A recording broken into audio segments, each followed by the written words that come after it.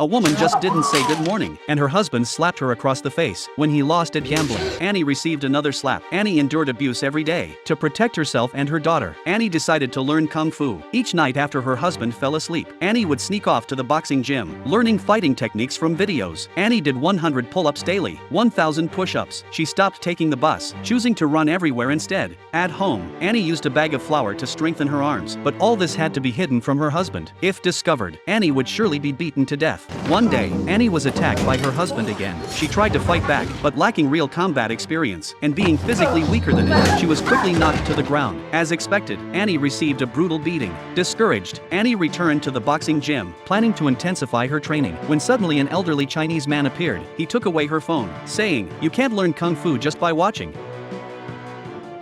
Annie tried to grab her phone back, but the old man easily dodged her attempts. Knowing Annie's situation, the old man decided to teach her self-defense. He set up equipment to simulate Annie's kitchen, even mimicking how her refrigerator door opened. The master explained that to quickly defeat her husband, besides professional kung fu skills, she needed to be familiar with the battlefield and use household items to her advantage. Afterward, Annie spent every free moment learning Chinese martial arts from her master. One day, while Annie was at work, her husband rushed up and slapped her. Annie was furious, but too afraid to strike back. In an instant, the master quickly took down her husband. He angrily scolded Annie, "If you don't dare fight back, why am I teaching you martial arts?" Annie didn't know how to respond. Another day, Annie's daughter fell ill. Annie went to get her hidden money for medicine, only to find it gone. Her husband said he'd used it for gambling. Annie snapped with anger and attacked her husband. Seeing her daughter approach, Annie quickly choked her husband unconscious, lying to her daughter that he was just sleeping, and led her away from the scene. Annie regained her courage, seeking stronger Chinese kung fu from her master, no longer afraid of her husband. One day, Annie presented divorce papers, demanding her husband's signature. Enraged, he threw the papers aside and started fighting Annie. Her husband was completely infuriated,